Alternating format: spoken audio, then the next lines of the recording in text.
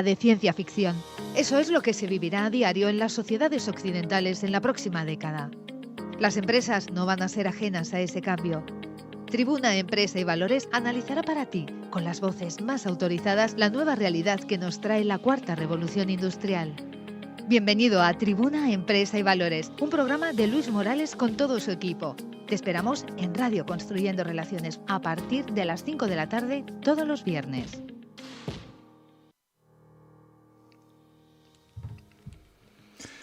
Cualquier idea diseñada para el éxito en el siglo XX está condenada a fracaso en el siglo XXI.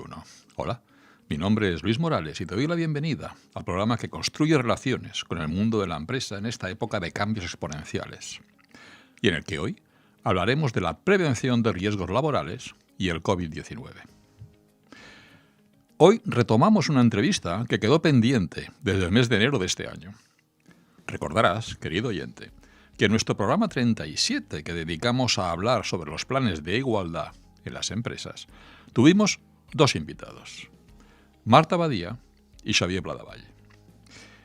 Y dado el tiempo limitado del que siempre disponemos, arrancamos de Xavier el compromiso de asistir a un nuevo programa para comentar más extensamente el tema del que sin duda es uno de los mayores expertos del país, la prevención de accidentes laborales. Para hablarnos de esta auténtica necesidad que se ha convertido en prioritaria para paliar los riesgos de contagio en la empresa con motivo de la pandemia COVID-19, hoy nos acompaña, como hemos dicho, Xavier Pladevall. Xavier es gerente de las empresas Acció Preventiva y Fahrenheit Consultors. Es un profesional de éxito contrastado tanto en el mundo de la prevención de accidentes laborales como el de la consultoría empresarial. Para no alargarnos demasiado en la presentación de su currículum formativo, destacaremos que Xavier es licenciado en Administración y Dirección de Empresas, MBA por la Universidad de Boston y técnico superior en prevención en las 3 especialidades: ergonomía, seguridad e higiene y psicosociología. Con una experiencia de más de 20 años en el sector de la prevención y desde septiembre de 2014 como CEO de Acció Preventiva Europren. Bienvenido, Xavier. Gracias, Luis, por invitarme nuevamente a tu programa.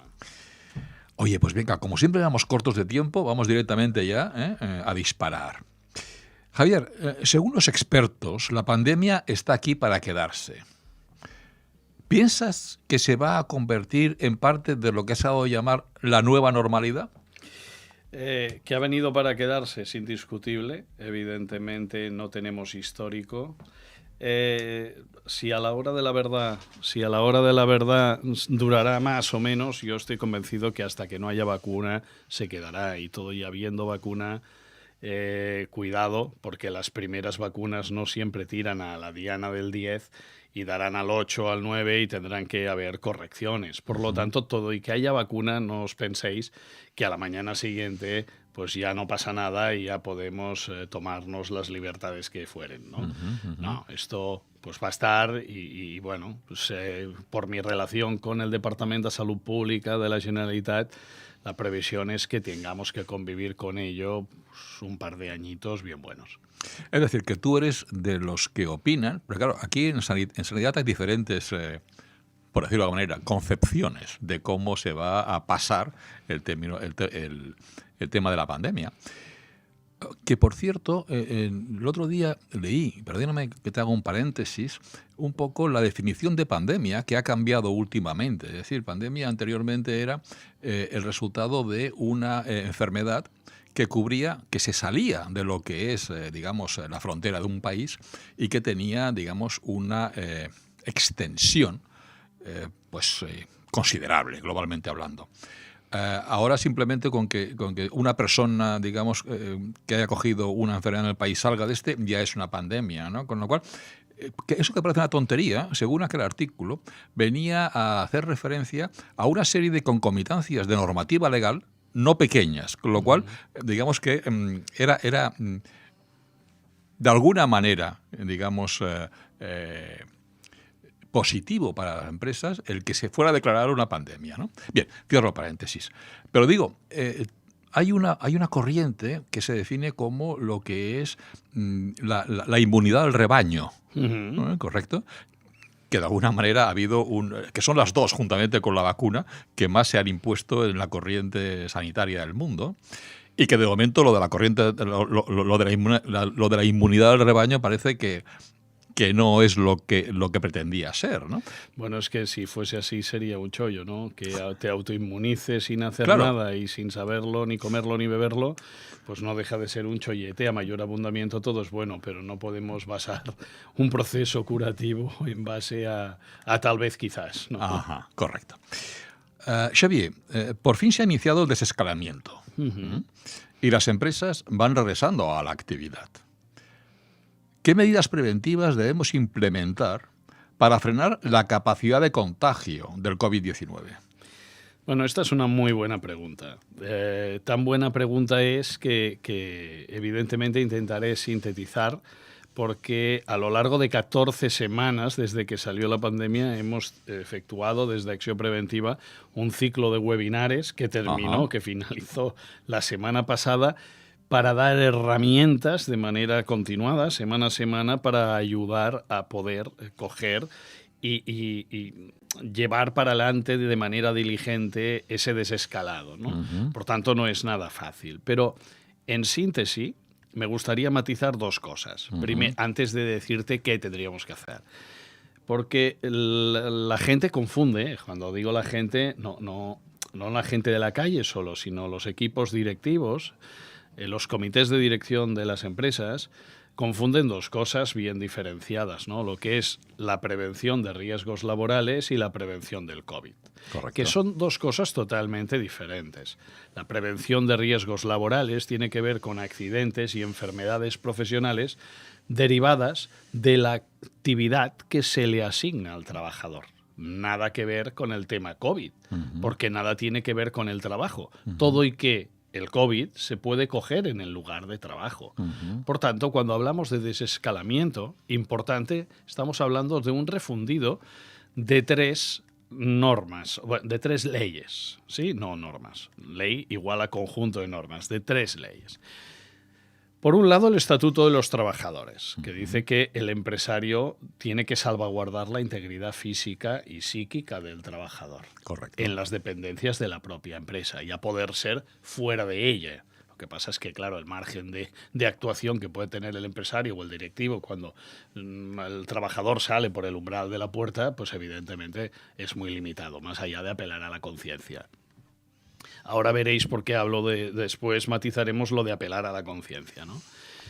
Por otro lado, la segunda ley que hay que tener en cuenta, evidentemente, es la macroley de rango en periodo de confinamiento mayor de todos, al igual que la Constitución, que es la Ley de Salud Pública, donde, derivado de la infectación de COVID-19, evidentemente se han tomado unas medidas muy restrictivas en su momento, otra cosa sería si eran suficientes o no, y que luego se ha ido desescalando y flexibilizando. Veremos si en un tiempo más o menos cercano, como en Lérida, tenemos que volver a meter ahí un catenacho, ¿no? Pero bueno. Por tanto, lo que hemos dicho, el Estatuto de los Trabajadores hay que refundirlo con la Ley de Salud Pública y paralelamente con la Ley de Prevención de Riesgos Laborales, que nos dice que el empresario, evidentemente, tiene que velar por minimizar o eliminar, siempre que se pueda, o minimizar el riesgo de enfermedades al trabajador. Correcto. Derivadas del trabajo, pero en este caso, evidentemente, hay que tomar, fruto de ese refundido, unas medidas cautelares, que son las que os diré ahora, para que esto no se dé en la empresa, ¿sí? No se dé ninguna epidemia, ¿sí? Que no pandemia, en la empresa epidemia, correcto. ¿sí? O sea, igual a divulgación masiva de infectados dentro de la empresa. Entonces, lo primero que hay que hacer, evidentemente, la primera gran medida, es hacer un plan de contingencia. ¿Qué narices supone un plan de contingencia? Porque este tecnicismo a muchos de los oyentes seguro que se les puede escapar porque no son profesionales en la materia. Es muy fácil, un conjunto de medidas específicas, y remarco lo de específicas, dadas las características de las tareas que se desarrollan en esa empresa y cómo se desarrollan, tendremos que tomar una serie de medidas para minimizar el impacto. No es lo mismo trabajar en un despacho, pues una compañía de seguros, que tener una empresa de limpieza o una ETT, tener 1.500 personas, hombres o mujeres, diseminados por la geografía española. Las medidas preventivas que hay que adoptar son muy diferentes. Por una cosa, los tienes dentro de entre cuatro paredes, que a poco que hagas, pues más o menos lo tienes controladito, y la otra, que cada uno es de su padre y de su madre. A veces es un poco un problema educacional dentro de cada uno de nosotros. Puede haber, con todo el cariño y respeto, pero es una frase hecha, un machito mexicano, dejarme solo, ¿qué me va a pasar a mí? ¿No? Y desgraciadamente en una cultura mediterránea, pues esto se da. Entonces, claro, controlarlo y poder generar estas medidas preventivas puede llegar a ser difícil. Esto hay que hacerlo conjuntamente, la empresa juntamente con el servicio de prevención, que son los profesionales en gestionar el riesgo. El hacerlo con muy buena intención pero sin método luego nos puede pasar factura y pedirnos luego, si no lo hacemos suficientemente bien, responsabilidades. Por tanto, lo primero, un plan de contingencia, un plan de medidas a adoptar antes de desconfinar al trabajador. Este plan de contingencia no se puede hacer después de haberlo reincorporado, porque iremos improvisando y, por tanto, el riesgo de contagio es más que probable. En segundo lugar, tras ese plan de contingencia, esas medidas preventivas escritas, redactadas en un papel, antes de la incorporación de los trabajadores y de los mandos, habrá que darles formación. Oiga, usted no puede venirse aquí sin previamente estar informado y formado de cómo se puede contagiar usted y qué tiene que hacer, qué medidas preventivas o correctoras en su día a día tiene que adoptar para poder abordar asertivamente, es decir, sin riesgo, esa reentrée al trabajo. Y cuando hablo de información y formación, no estoy hablando solo de los trabajadores. Digamos que esta formación, regladamente, estaríamos hablando de una formación que podría ser online o presencial de 2 horitas, para que lo cifréis en tiempo, tengáis un espacio temporal aproximado. Si luego es 1 hora y media, o son 3 horas o 2 horas y media, tampoco pasa nada, pero hay que hacerlo. Pero a veces cargamos toda la presión del riesgo y de la presión del cambio con los trabajadores. No, oiga, primero o al mismo tiempo hay que formar a toda la cadena de mandos intermedios, explicándoles, por un lado, lo mismo que a los trabajadores, pero además un par de horitas más de cómo gestionar preventivamente, en base al COVID, su área de competencia. Aquí nos encontramos un gran problema, y es que nosotros hemos hecho una encuesta desde Acció Preventiva y el Instituto de Intangibles conjuntamente, una encuesta a 2.000 empresas de entre 50 y 400 trabajadores, con lo que la muestra es suficientemente significativa. Y el resultado, había muchas preguntas, pero una de ellas, oiga, ¿ustedes cómo han promocionado a los mandos intermedios? Y me quedé estupefacto cuando vi que exactamente habían seleccionado, en base a capacidades de liderazgo, el 17,2%. ¿Solamente? De las empresas de entre 50 y 400 trabajadores. Sí. Mayoritariamente habían promocionado al mando intermedio, que es el eslabón más débil de la cadena, o por ser el antiguo del lugar, o por hacer muy bien el trabajo. Si al mejor soldador lo ponemos de jefe del taller de soldadura, sin tener en cuenta sus dotes de liderazgo, pues posiblemente, como dice el tópico, hemos ganado un mal mando y hemos perdido un buen soldador. Correcto. Hemos pasado de tener un buen defensa a un pésimo delantero centro. Evidentemente. Entonces, claro, si en gestionar y liderar su día a día preventivamente ya fruto de esta situación ya se generan desatinos, si esto del COVID es una cosa nueva y no tiene una base de cómo poderlo gestionar y no le informamos y formamos, ¿cómo va a poder gestionar asertivamente a la tropa sin riesgo para todos ellos de no coger infección? Por tanto, lo que hemos dicho, primero plan de contingencia, acto seguido, formación a los trabajadores de cómo lo pueden coger y qué hacer para no cogerlo, y paralelamente formación de la cadena de mando intermedio en cómo liderar su área de competencia para que sus colaboradores no incurran en COVID. ¿Sí? A partir de aquí tendríamos dos cosas más. La primera, confeccionar un mapa de riesgos. ¿Cómo se confecciona un mapa de riesgos COVID? En base a pruebas médicas. Es importante porque las condiciones de la reentrée, las medidas de seguridad, son muy restrictivas. O sea, el trabajar con mascarilla toda una jornada cuando ese señor ya haya pasado el COVID y haya, por ejemplo, generado anticuerpos, tenerlo, y perdonarme la vulgaridad de la expresión, pero las cosas por su nombre, tenerlo puteado toda la jornada, jornada tras jornada, con una mascarilla en verano, con un calor de narices, cuando ese señor no puede ser infectado y no puede infectar a los demás porque ya lo ha pasado ese COVID, tiene anticuerpos, pues ese señor le podemos liberar de la condena. El hecho de hacerlo alegremente, pan para todos, es la cosa más imprecisa. Por tanto, lo primero, hemos dicho, plan de contingencia, información y formación a trabajadores y mandos. Tercero, que pasen pruebas médicas.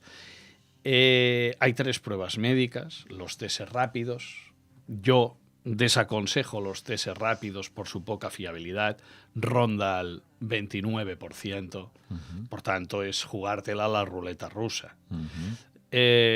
Serologías, que son extracciones donde se lleva al laboratorio, le ponen unos reactivos y te dicen si este señor tiene el COVID, no lo tiene, si lo ha pasado o no lo ha pasado, y si lo ha pasado, si ya tiene los anticuerpos suficientes como para poder trabajar alegremente. Si está en un nivel de anticuerpos ya superiores al 80%, ese señor ya queda liberado de poder contagiar a nadie y liberado de la condena de llevar mascarillas porque no lo necesita, ¿no? La tercera prueba serían los PCRs. Los PCRs es las pruebas que veis en la tele de palito en la nariz. Correcto. Y palito en la boca. ¿Cuál es la diferencia? El coste. ¿Sí? Digamos que la fiabilidad de los test rápidos, yo ya os lo he dicho y por eso no la recomiendo. La de las serologías, oiga, pues mire usted, ronda al 98%. Por tanto, oiga, es fiable y por un coste muy razonable, de 55 a 60 euros. Los PCRs ya se van a 150 o 180, depende de dónde los pases, ¿no? Hombre, una empresa medianita de 50 personas, de pasar a pagar 55 a pagar 150 o 180, pan para todos, cuando la fiabilidad de la serología es de un 98%, pues en economía de guerra, cualquier eurete que nos podamos ahorrar, eso sí, siempre y cuando cumpla el cometido la prueba, pues vale la pena. Por tanto, repito, pruebas médicas, en función del resultado de esas pruebas podremos hacer un mapa de riesgos y a partir de aquí podremos organizar el proceso productivo. Medidas complementarias, control de temperatura en puerta, porque claro, tú haces las pruebas hoy, pero dentro de una semana ese señor se ha contagiado porque no vive solo en la empresa. Claro. Se va de botellón el chaval joven igual el fin de semana, o hacemos una comida, tampoco quisiera demonizar a los jóvenes, o los adultos, pues nos hacemos una comida familiar, no tomamos medidas ningunas y a la hora de la verdad el primo estaba infectado y tú llevas esa infección a la empresa. Claro. Por tanto, ese control de temperatura en puerta ya criba todo, y que podría ser asintomática la persona, pero ostras, el número de asintomáticos pues es el que es. Por tanto, ya es una medida complementaria potente de filtraje en puerta.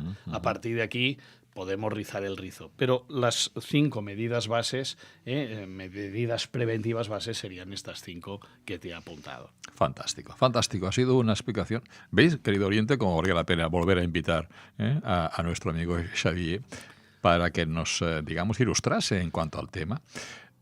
Yo, con ánimo de sintetizar un poco, quisiera recordar estas medidas que tú has planteado. En una es elaborar un plan de contingencia.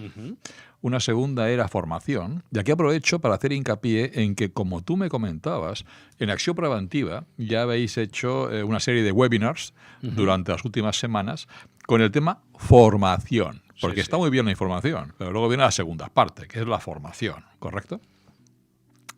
Y en tercer lugar has hablado del mapa de riesgos, ¿correcto?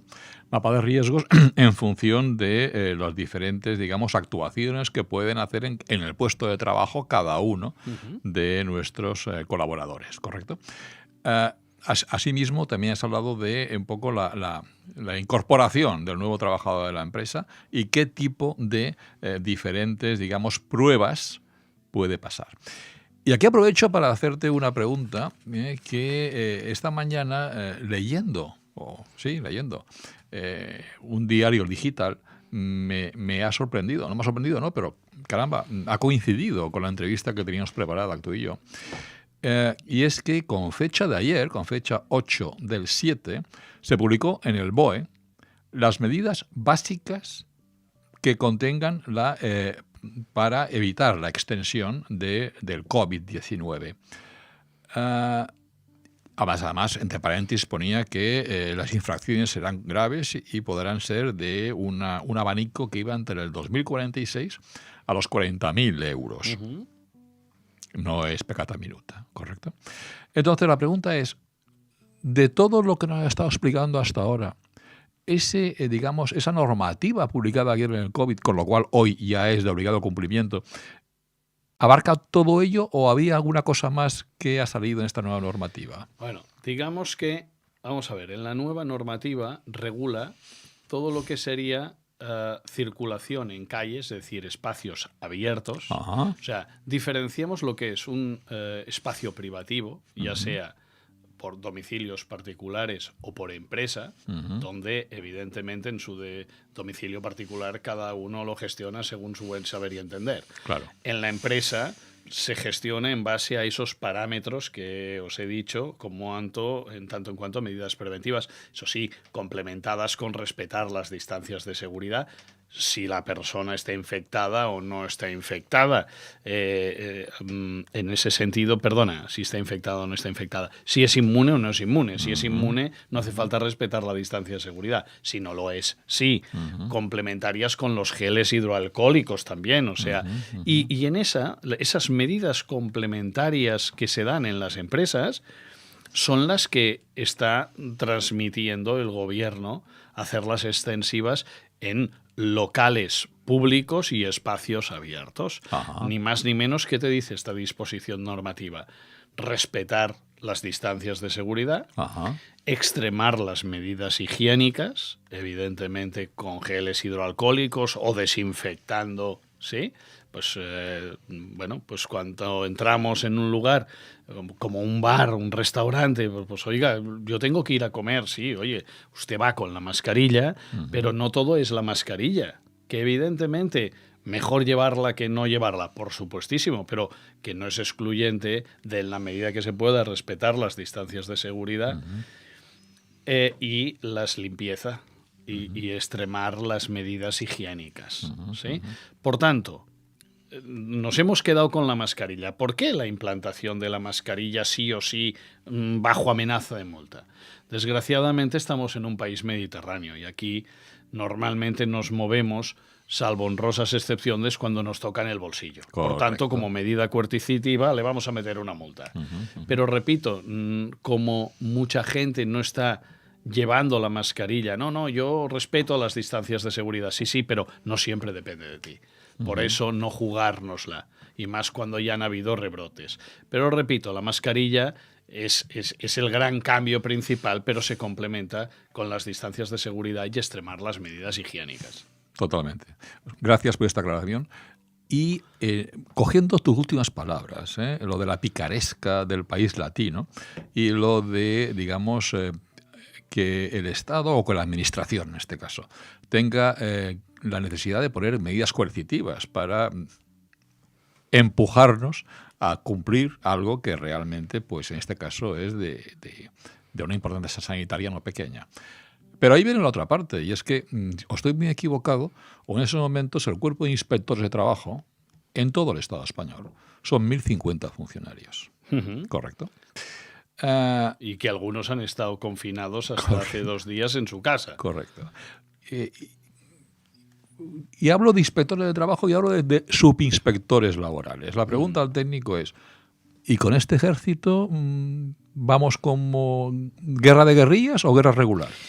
Bueno, aquí hay 2 vertientes. Yo no creo en la presión en todo el campo, ¿vale? Posiblemente en un primer momento sí, para que vea la gente que esto va en serio y que realmente no es un cachondeo, porque si no tendemos en un país mediterráneo a relativizar.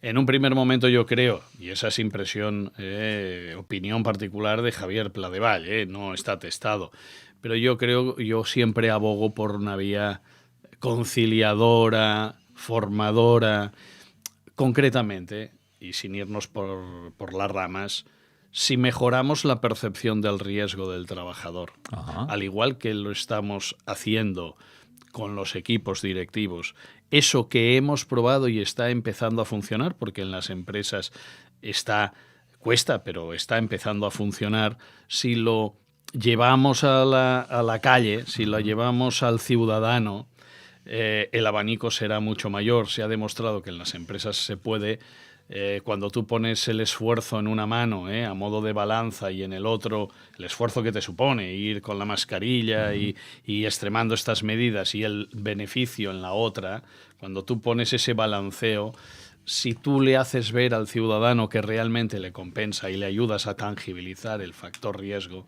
le haces ver en qué medida le será beneficioso, pues si tú le explicas los beneficios, siempre habrá algún descerebrado. Pero yo abogo por la vía del diálogo más que por la vía coercitiva.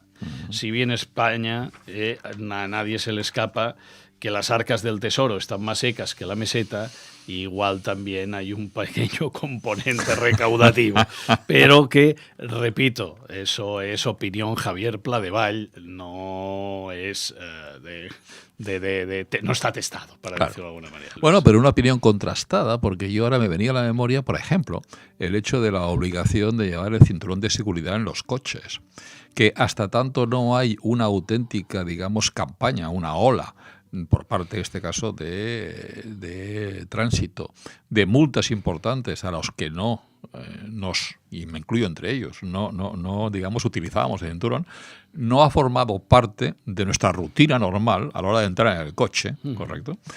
Que en otros países ya ha funcionado siempre, ¿no? Me llamaba la atención en aquella época, perdóname el chascarrillo, aquellas películas americanas en las cuales iniciaban una persecución de un coche tras otro y hasta tanto no tenía cinturón puesto, el perseguidor no ponía el coche en marcha. Digo, bueno, vamos a ver. Bueno, pues sí, pues ya formaba parte de las rutinas. Y en estos momentos yo creo interiorizado. que... Claro. Y en estos momentos yo creo que no... Bueno, no sé, alguna multa habrá, ¿no? Pero desde luego ya no es como antes, el que te paraban continuamente con la amenaza de la multa. Ya lo hemos interiorizado.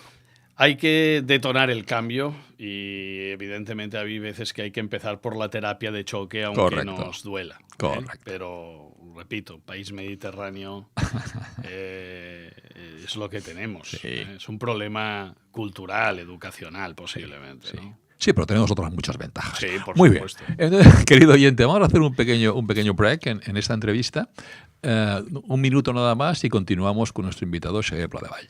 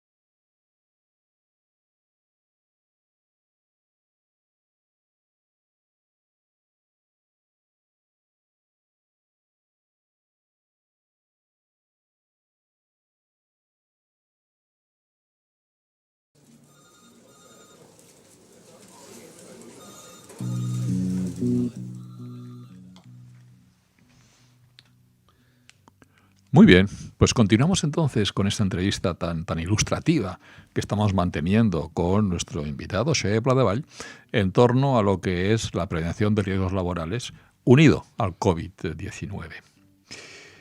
Xavier, el estado de confinamiento al que nos ha sometido la pandemia nos ha sensibilizado en la importancia de la prevención. ¿Opinas que de forma suficiente o precisamos gestionar un cambio en la cultura preventiva? Sin duda alguna hay que gestionar un cambio. No quisiera nuevamente banalizar país mediterráneo, pero a mí me gustaría hacer una comparación, todo y que en la comparación ya pido disculpas de entrada y de antemano, porque, claro, en función del dirigente descerebrado, véase Bolsonaro o el Trump, se cargan la cultura preventiva del país, ¿eh? Pero yo que he estado estudiando en Estados Unidos y que doy conferencias para la Universidad de Columbia, yo me quedo sorprendido del sistema anglosajón, donde la cultura preventiva no se coge en la empresa, se coge en el parvulario. Ajá. Los niños en Estados Unidos, en Canadá, en el parvulario hacen clases de seguridad vial. Oiga, usted se tiene que parar en el semáforo, tiene que aminorar la velocidad, y tienen 5 años, 4 años, 6 años. Esos mismos niños los viernes hacen galletas, cookies, que llevan a sus padres para que los disfruten el fin de semana. Lo que no os he dicho es que el jueves pasan por seguridad en la cocina. Cuidado que esto corta, cuidado que esto quema. Ese zagal, hombre o mujer, género asexuado, cuando se incorpora al mercado laboral, no lo concibe sin cumplir las normas de seguridad. Claro. Por tanto, incluso si su mando no le da a los equipos de protección o se toma libertades que al amparo de que salga la productividad, salga la producción, le exige no cumplir normas de seguridad, el buen hombre o la buena mujer se planta. Claro. Y no sigue trabajando. Esto, aquí, no lo tenemos en el ADN del trabajador español. No somos ni mejores ni peores, sencillamente la cultura preventiva es diferente porque no nos la han trabajado, no han mejorado nuestra percepción del riesgo desde la escuela. Por tanto, no deja de ser un postizo. Yo para mí estoy deseando que las nuevas generaciones, pues al igual que hace, y muy bien por cierto, la escuela industrial aquí en la calle Urgel, por ejemplo, ¿no? Se trabaje desde las bases. De hecho, antes había, en los tiempos de nuestros padres, Luis, una asignatura que era seguridad e higiene en el trabajo. Y eso pasó a mejor vida y hoy se ha demostrado de que realmente es necesario. Estamos en España, que es el tercer país de la Comunidad Europea con mayor cifra de accidentabilidad. Esto no está, la prevención de accidentes o de enfermedades profesionales no está disgregada del COVID. Es difícil gestionar preventivamente bien en la empresa y no hacerlo en casa. ¿La sensibilidad la tienes o no la tienes? Correcto. Por tanto, repito, el COVID y la prevención van de la mano. Lo que falta es esa gran cultura preventiva que tú apuntabas. Cuando la tengamos, estaremos en otros ratios mucho más satisfactorios de accidentabilidad o de enfermedades profesionales. Claro. No será un castigo el ponerte la mascarilla. Seguro, seguro. No, y ahí luego lo que dices, déjame que te haga un comparativo, pero un comparativo que tiene la intención de buscar la media botella llena en algo tan duro como ha sido la pandemia y el hecho de tenernos durante 100 días prácticamente confinados, ¿no? A ver, cada día mueren personas a causa de accidentes laborales o enfermedades relacionadas con el trabajo. Más de 2,78 millones de muertes por año. Además, anualmente ocurren unos 374 millones de lesiones relacionadas con el trabajo que no son mortales. Un dato que tú seguro que sabes. La siniestralidad laboral se hunde al 62% por el confinamiento. Es decir, la única media botella buena o llena que podemos ver es que realmente en estas circunstancias del trabajo, del in itinere, de incluso otros temas, otras ratios que no las tengo a mi disposición, como podía ser el tema de la polución ambiental, también como un elemento de morbilidad, como mínimo, en la demografía en que estamos. ¿Podríamos considerar esto, que haya bajado en un 62% la siniestralidad en el confinamiento, como algo positivo? Bueno, sí, de hecho no es nuevo, ¿no? Como dato positivo, evidentemente que sí, porque ha bajado. Pero vayamos a la causa raíz, ¿no? Yo te voy a poner un paralelismo con la crisis del 2008. También cayó la accidentabilidad de manera importante. ¿Por qué? Con el cierre de empresas, claro, evidentemente mucho más paro, el trabajador se quedaba en casa, no estaba sometido a riesgos. Hombre, igual sí, a tropezarse y caerse por la escalera, pero evidentemente no era de índole laboral, porque no estaba trabajando. Entonces, desgraciadamente, la poca cultura preventiva del país hace que 26 años después de haber salido la ley de prevención, a la que se recupera la economía, pues íbamos a ritmo de que por sexto año se incrementase la accidentabilidad del país. correcto. Tú hablabas de cifras, yo sí que las tengo. La primera causa, y es paradójico, la primera causa, o sea, las empresas han ido a lo largo de los 26 años, unos más, otros menos, pero han ido haciendo mejor o peor los deberes. La accidentabilidad está controlada, ¿no? La prueba es que cada año aumenta más. Pero me gustaría dos datos flashes que son muy ilustrativos. Como quedamos escaldados de la crisis del 2008, antes del COVID, los ratios productivos estaban mucho más apretados. Antes del 2008, que vivíamos en la burbuja, en el boom, ostras, se contrataba con mucha mayor alegría.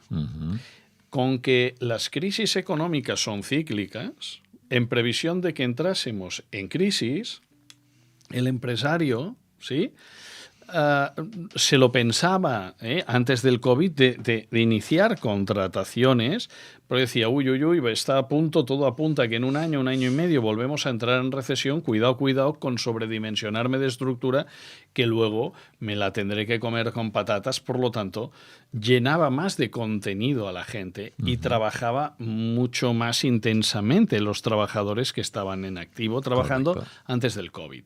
¿Por qué os digo esto? Porque el año pasado, por primera vez en la historia, la primera causa de accidentabilidad no fueron cortes, golpes, atrapamientos o enfermedades profesionales. Fueron derivados de la carga de trabajo. Es decir, la primera causa fue el estrés, paros cardíacos o embolias. ¿Sí? Cuidado que ese dato marca un cambio de tendencia. Totalmente. En un primer momento, hace unos años, pues habían cortes, atrapamientos, caídas desde altura. La construcción era el sector que aglutinaba mayor accidentabilidad. Pues la primera causa de accidentabilidad laboral no son las de daños físicos, son las de daños físicos. Psíquicos. Perdona, psíquicos. Claro, cuando tú vas y hacemos la encuesta a 2.000 empresas, nos damos cuenta que de las empresas de entre 50 y 400 trabajadores, tan solo un 27% de las empresas tienen efectuado el estudio psicosocial. Por tanto, todo tiene una relación causa-efecto.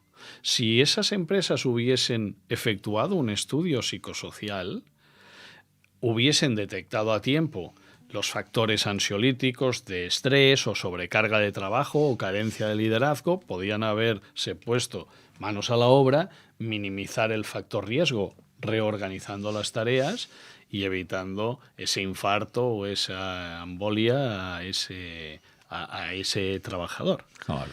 La segunda causa de accidentabilidad, otro dato que posiblemente no dirías nunca, del año pasado, datos del año pasado. 2019. La segunda causa de accidentabilidad son todos los accidentes o in itinere o in mission, diferenciando in itinere, de casa al trabajo, trabajo Sí, a casa, sí. in mission, en misión, que a veces somos dados a los anglicismos, ¿no? Sí, sí. En misión, ¿qué quiere decir?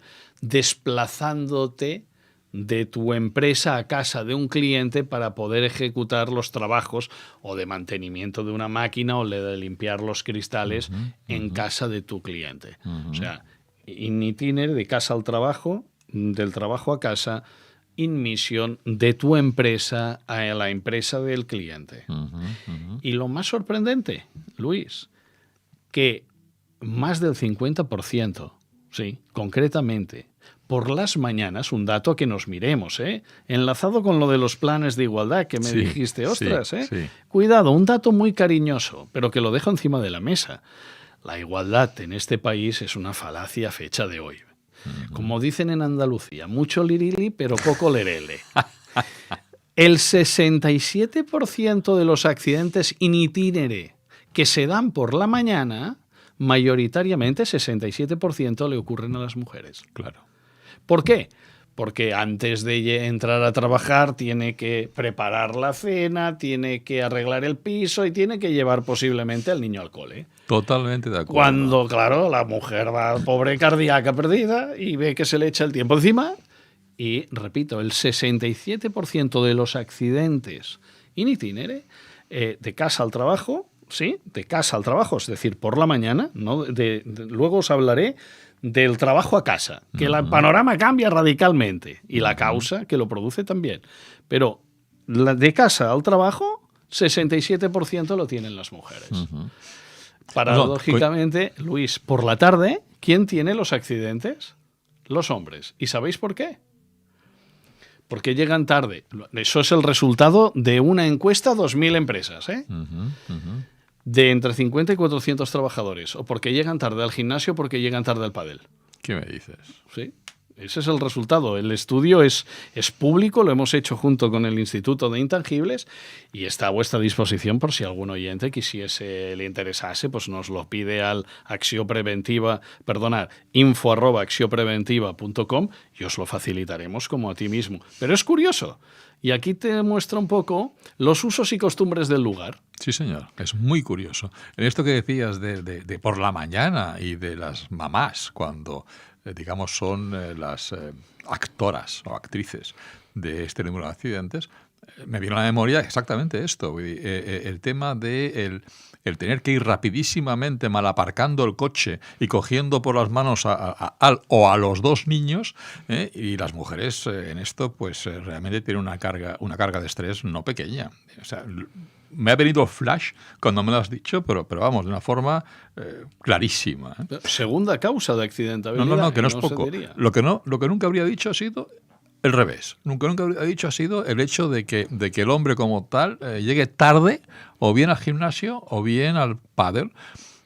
Bueno, yo siempre he pensado que una buena forma de ahorrarte dinero, aquí en Cataluña hay una cadena que es DIR, que es un poco la que tiene, no voy a decir el monopolio, pero casi de los gimnasios, ¿no? Y yo siempre he pensado que una forma de ahorrarte el dinero de la cuota del gimnasio es bajarte una parada antes o dos paradas antes del autobús y hacer el resto, o el metro y hacer el resto del camino andando, ¿no? O sea, quiero decirte, en el día a día hay suficientes motivos de trabajo que pueden ser buenos también como apoyo a llevar bien, digamos, los trabajos del domicilio, etcétera, etcétera, que no lo hacemos por 1000 motivos, todos ellos culturales, y sin embargo intentamos paliarlo con el tema de gimnasio y todo lo demás. Bueno, son curiosidades, es lo que decías tú. Curiosidades que corresponden al tema de las costumbres. Y aprovecho para decirte, en el mundo de la empresa existen muchos intangibles. Que son difíciles de cuantificar. ¿Hay algún tipo de intangible, algún tipo de instrumento que nos pueda dar un resultado, que nos pueda cuantificar en una empresa determinada qué disposición tiene para el cambio cultural? Sí, por supuesto. Ahí y no uno. Yo siempre digo que cualquier euro invertido en prevención, a todas las empresas que asesoramos, se los digo, oiga, mire, yo no empiezo, yo no le ayudo si usted no se compromete a medir. Lo que no se mide no se puede valorar el resultado de la intervención de todos, porque esto es un trabajo en equipo en pos de disminuir la accidentabilidad. Pero la gente, cuando digo la gente, los equipos directivos frecuentemente se quedan en el tangible, en el dinero, ¿no? Pero evidentemente hay que medir los intangibles. Hay que medir los intangibles porque a la hora de la verdad tiene un factor ya no solo preventivo, ya no solo hablamos de salud. Si medimos los intangibles, podremos saber la mejora de la competitividad de la organización, y eso no lo miden las empresas. Se quedan en lo quematístico, en el dinero. De hecho, cuando me solicitan, nosotros no tenemos comerciales. Yo siempre digo que lo tenemos que hacer también para que nos compren. Nosotros no tenemos que ir a venderle al cliente. Tengo 2 comerciales que lo único que hacen es hacer mantenimiento. Mantenimiento ya no de clientes, del nivel de satisfacción del cliente. Pues tú eso puedes hacerlo por telemarketing, ¿no? O ir una persona, entrevistarte, qué tal ha ido, qué no ha ido, cómo ha ido la anualidad, para precisamente poder empaquetar, encorsetar esos intangibles. No me voy a enrollar más. Siempre les digo lo mismo. Usted tiene que indexarlo todo a un ROI, es decir, ratios para medir los tangibles, y tiene que indexarlo todo a un BOI. Un BOI no es un stripper, Luis.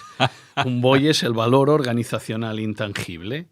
Hay ratios, como por ejemplo, a través de unas encuestas, año tras año, poder valorar el clima laboral de la organización, por ejemplo.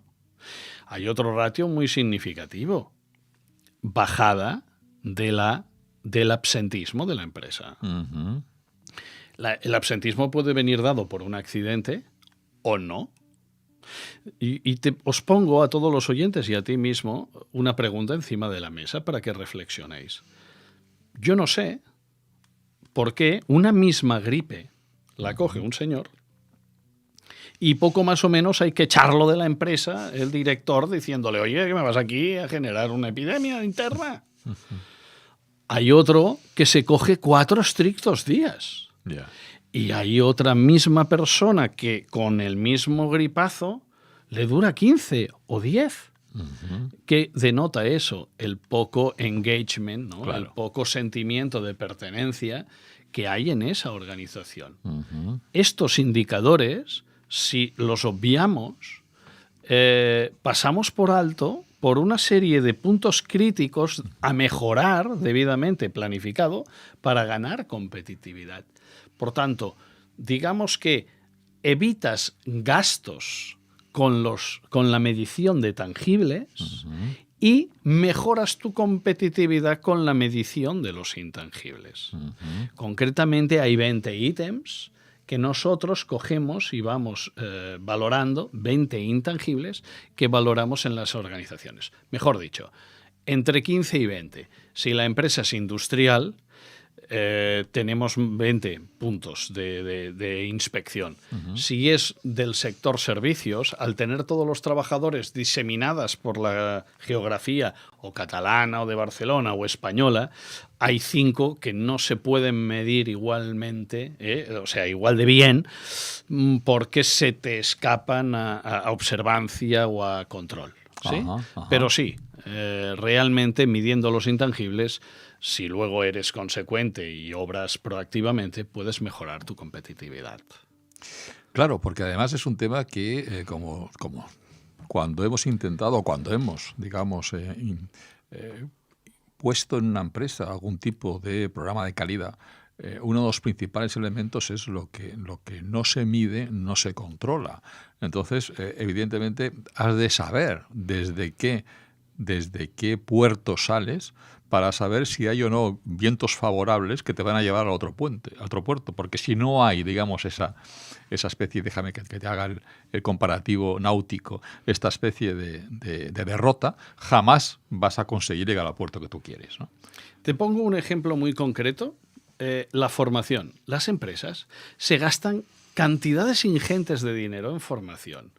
Y preventiva también, formación preventiva porque es obligatoria, ¿no? El señor de al señor que trabaja en un almacén, pues evidentemente le tienes que, si manipula una carretilla, le tienes que dar curso de formación de carretilla elevadora. Correcto. Si lleva un puente grúa, le tienes que dar formación en puente grúa. Si moviliza cargas, manipulación manual de cargas. Bueno, sí, fantástico. Pero si nos quedamos en darle esa formación, cumplimos un requisito burocrático administrativo. Vendrá un inspector y no nos pondrá multas. Pero si yo no mido la eficacia de esa acción formativa al cabo de 15 días y miro las actitudes y habilidades que se le han desarrollado y cómo las está implantando el mando, y al cabo de un mes no vuelvo a hacer seguimiento y controlo la eficacia de esa formación dada, nos habremos quedado en el cumplimiento normativo, perfecto, mejor eso que nada, pero no habremos cambiado la percepción del riesgo ni el modus operandi de ese señor ni de ese mando. Automáticamente, si no hacemos estas observancias, no hay posibilidad de mejora y bajar la accidentabilidad. De manera recurrente se producirán las mismas bajas, o por problemas dorsolumbares o por problemas de cualquier índole. Por tanto, importantísimo lo que decías, subrayo, importantísimo, medirlo todo. Lo que se mide no se puede, lo que no se mide no se puede mejorar. Estupendo. Es que siempre llegamos tarde, siempre agotamos el tiempo cuando tenemos invitados, como en el caso de Xavier Pladevall, con esa, digamos, bagaje de conocimientos tan tremendo que nos puede enriquecer a todos. Xavier, en este momento, seguro que alguno de nuestros oyentes, y me gustaría hacer referencia a todos aquellos que están en Latinoamérica en este momento, empresarios, directivos, están deseando tener más información referente a la prevención de riesgos laborales en sus empresas. ¿A dónde deben dirigirse para contactar contigo? Pues a través del info@acciópreventiva, es el correo de petición de información. Evidentemente, en el info@acciópreventiva.com no solo podrán pedir información, sino que todos nuestros recursos pedagógicos gratuitamente están a disposición suya. ¿Sí? Nos los pueden pedir. Esos 14 webinares de cómo gestionar el COVID están a su disposición. Perfecto. Y hoy aprovecho para decirlo porque estamos en Tribuna y Valores. Entonces, para mí es uno de los valores que todo profesional de la prevención tiene que tener, sería el compartir el conocimiento. El conocimiento para mí tiene que ser transversal, y más en épocas de crisis donde estamos hablando de salvar vidas. Correcto. Por tanto, uno tiene que ser con sus valores y con su propio predicado. Por tanto, esos recursos a disposición de todos los oyentes, ya sean de Latinoamérica o españoles o de donde quiera que fueren. Me parece un ofrecimiento magnífico y bueno, pues tremendamente, en este caso, altruista por vuestra parte. Yo siempre le pido a nuestro entrevistado que nos dé una buena noticia. No nos importa que sea personal, que sea profesional o que sea política, pero una buena noticia que compense esa ducha de malas noticias que cada día nos llegan por las medias. Bueno, pues yo creo que es de obligado cumplimiento. Hay que decir que SEAT ayer manifestó de que 5.000 millones de euros inyectados en mejora de procesos productivos para subirse al carro de las nuevas tecnologías e invertir en motores eléctricos. Yo creo que es una muy buena noticia porque no solo da estabilidad a la plantilla, sino que la gente, cuando hablamos de SEAT, se piensa que son los 25.000 trabajadores que hay trabajando, pero hay más del doble, hay más de 50.000 fuera en el parque de proveedores, claro, porque eso dará mucho trabajo a las otras empresas, claro, que colaboran en parte del proceso productivo junto con SEAT. Y yo creo que en un momento de adversidad como el que tenemos ahora es un glob d'aire fresc, ¿no? Es una bocanada de aire fresco. Es una magnífica noticia que ayer precisamente pues la dirección de SEAT pues nos regaló a todos los barceloneses en este caso, ¿no? Y españoles. Y además va en la línea del tema de la movilidad, que es una de las apuestas firmes que tiene Barcelona y el área metropolitana de cara al futuro inmediato. Muy bien, querido oyente, si me estás escuchando ahora significa que nos hemos hecho compañía durante todo el programa, que te ha gustado lo que has oído. Ojalá la magia de la radio vuelva a unirnos la próxima semana. Y verás lo que nos dice, y recuerda lo que nos dice Mafalda. Comienza el día con una sonrisa y verás lo divertido que es ir por ahí desentonando con todo el mundo. Desde Barcelona, un fraternal abrazo de Luis Morales Ruche.